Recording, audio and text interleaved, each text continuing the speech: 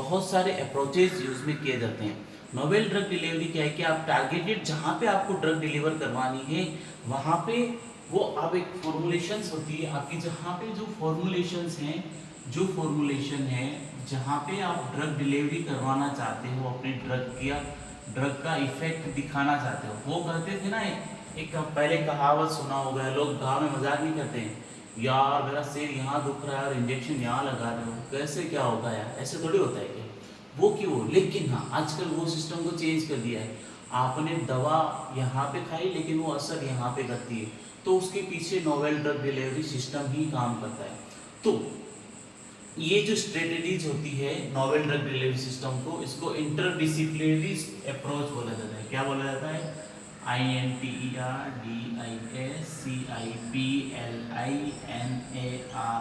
Interdisciplinary approach. इस approach में आपकी जो ड्रग्स आती है या फिर कंबाइंड फॉर्म में, उसमें आप क्या करेंगे, पॉलीमर ऐड करेंगे, फार्मास्यूटिकल, और बाद उसको इस ड्रग को इस तरह से डिजाइन किया जाता है कि आपके टारगेटेड स्थान पे, अगर आपको ब्रेन में या फिर आपको किडनी में या फिर बॉडी के किसी भी पार्ट में आपको ड्रग रिलीज करवानी है, तो date should be release on that particular specific part. तो ये काफ़ी ड्रग इंपॉर्टेंट रहती है। अगर आप इसको स्पेसिफिक पार्ट पे रिलीज करवाना चाहोगे तो उसके लिए आपको NDDS का एप्लीकेशन या नोवेल ड्रग डिलीवरी सिस्टम को फॉलो करना बहुत ही ज़रूरी रहता है।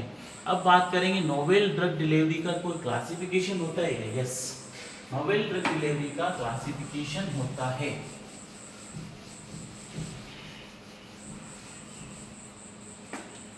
तो फर्स्ट इसमें आता है टारगेटेड।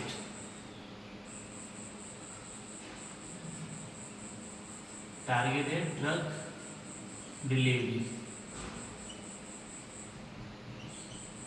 टारगेटेड ड्रग डिलीवरी में क्या होगा, आप जहां पे ड्रग रिलीज करवाना चाहते हो, जहां पे आप ड्रग को रिलीज करवाना चाहते हो या फिर जहां पे आप ड्रग का इफेक्ट देखना चाहते हो ना, वहां पे वो ड्रग रिलीज हो जाएगी।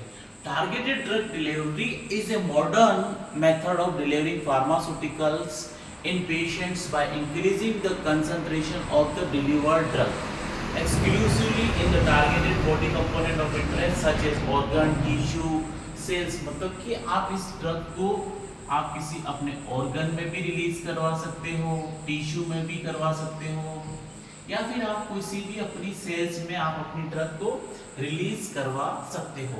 अब इसकी बात करेंगे फॉर्मुलेशंस क्या क्या आती है। तो फर्स्ट आपका आता है लिपोसोम्स।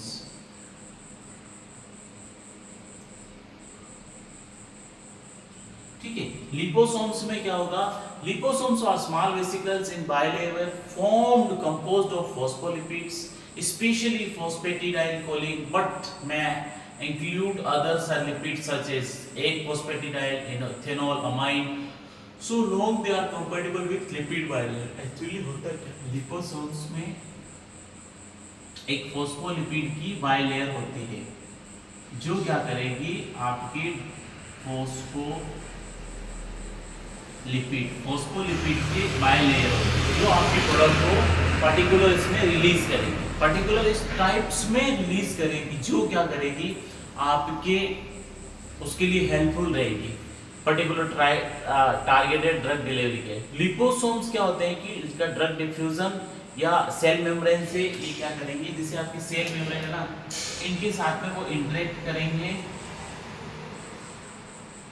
इनका सिंपल डिफ्यूजन होगा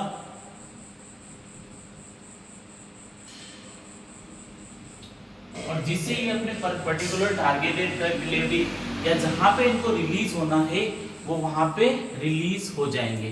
तो इसका एडवांटेज क्या रहता है कि लिपोसोम की थेरापेटिक इंडेक्स बहुत ही अच्छा होता है, जो कि ड्रग को पर्टिकुलर टारगेटेड स्थान पे रिलीज कर देता है। उसके बाद में इनकी सेंसिटिविटी, टिश्यू के लिए टॉक्सिसिटी कम प्रोड्यूस करते हैं और ये कैप्सुलेटेड फॉर्म में रहते हैं, तो पर्यावरण को भी बहुत ज़्यादा कुछ नुकसान नहीं पहुंचाते हैं।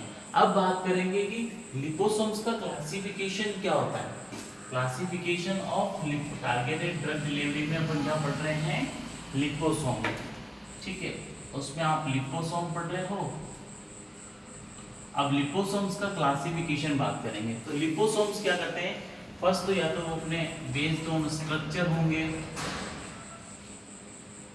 अपने बेस्ड ऑन स्ट्रक्चर में वो डिवाइड्स होंगे। तो ये मल्टीलेयर लार्ज वेसिकल्स होते हैं, these having particle size more than 0.5 mm तक इनकी पार्टिकल साइज रहती है, ठीक है, मोर देन 5 mm तक।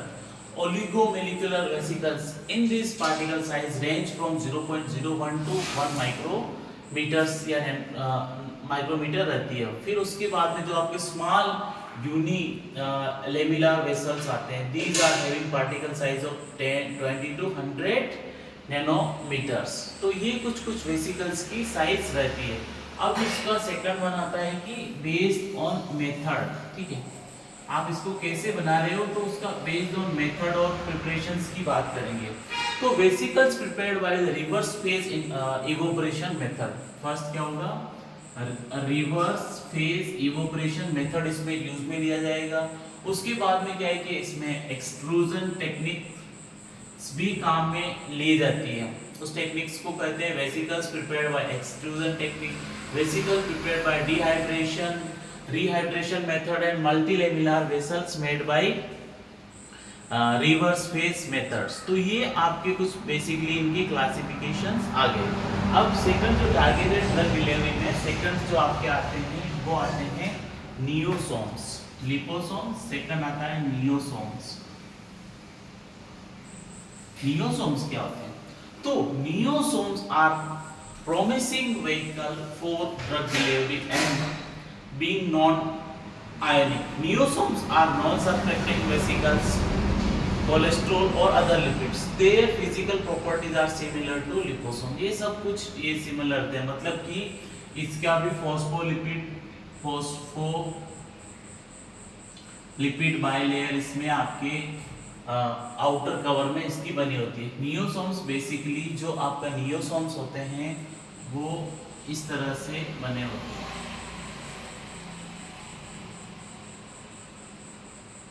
ठीक है। उसका क्या है कि आउटर कवर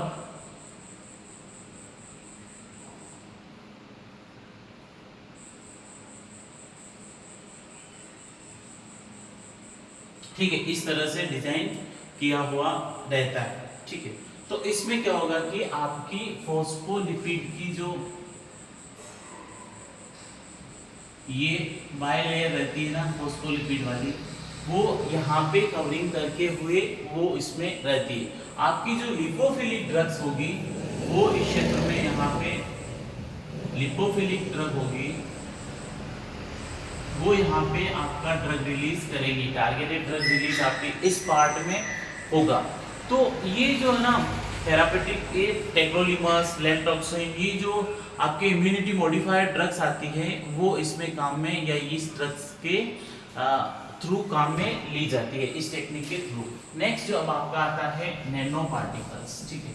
नैनो पार्टिकल्स क्या होते हैं दोस्तों, यहाँ तक कोई डाउट हो तो यू कैन आस्क अस, तो it should be good for us, हमारे लिए बहुत ही अच्छा रहेगा, क्योंकि अगर कुछ डाउट्स रहता है ना तो उनको क्लियर करना बहुत ज़रूरी होता है, क्योंकि यहाँ से आपके एग्जाम्स में क्वेश्चन आने के चांसेस भी बनते हैं। तो नैनो पार्टिकल्स क्या होते हैं कि ये particular dispersion of solid particles having the size range of 100 to, ये क्या है कि आपके छोटे छोटे पार्टिकल्स होते हैं, ठीक है।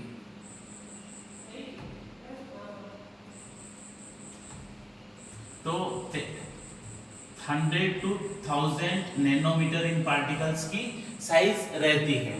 तो इनकी फॉलोइंग इनकी टाइप्स क्या होती हैं, एक तो फिर इनमें क्या होगा नैनो ट्यूब्स होगी, ठीक है, नैनो ट्यूब्स इसमें प्रेजेंट रहेगी। तो नैनो ट्यूब्स क्या, carbon nanotubes are hollow tube made up of 2D hexagonal latex that can easily penetrate cells delivering drug directly by the cytoplasm और मॉलिक्यूल्स, डॉक्सोरुबिसिन भी उसको कहा जाता है। फिर नैनो कैंटिलीवर, उसमें नैनो ये ट्यूब्स क्या रहती है कि 2D रहती है, जो डायरेक्ट आपकी ड्रग को वहां पे जहां पे रिलीज करवाना है डायरेक्ट ड्रग डिलीवरी इसमें इस टेक्निक्स के थ्रू हो सकती है। अब नेक्स्ट जो आपका आएगा वो आएगा नैनो कैंटिलीवर। नैनो कैंटिलीवर क्या होता है,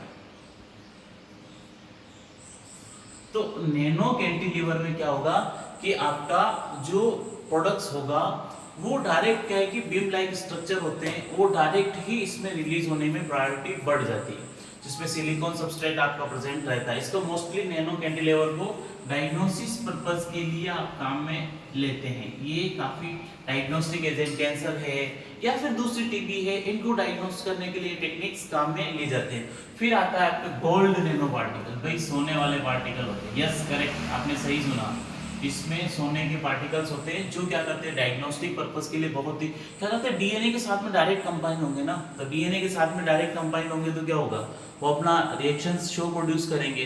तो इसमें फोलिक एसिड है, इस तरह की टेक्निक्स यूज में ली जाती है। नेक्स्ट अपन बात करेंगे रीसील्ड इरेथ्रोसाइट्स। नेक्स्ट इसमें आता है आपके रीसील्ड erythrocyte.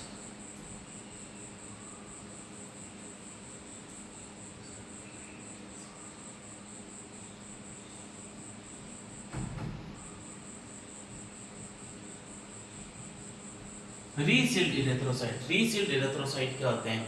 These are the biocompatible, biodegradable carrier that possess very long circulation half-life. It's prepared by dipping RBC in hypotonics. ठीक है, तो media which leads to rupturing of cell membranes and formulation of small pores when RBC are again placed in an isotonic media at 37 degree centigrade.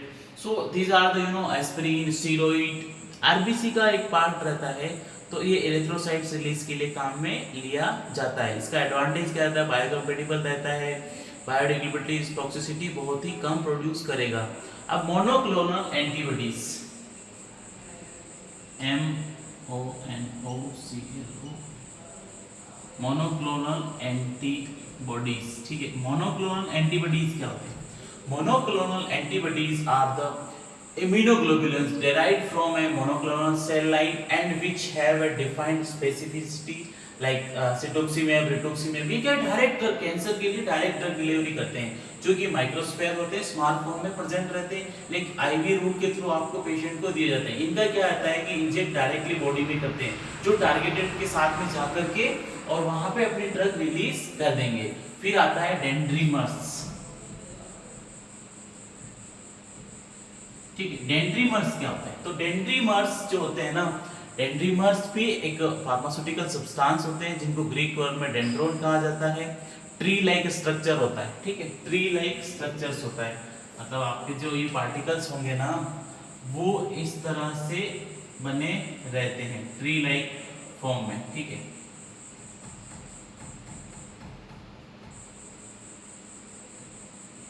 ये tree like structures होता है जो क्या है कि टारगेटेड अपनी वर्सेटाइल फॉर्म में रहते हैं और डायरेक्टली रिलीज हो जाते हैं।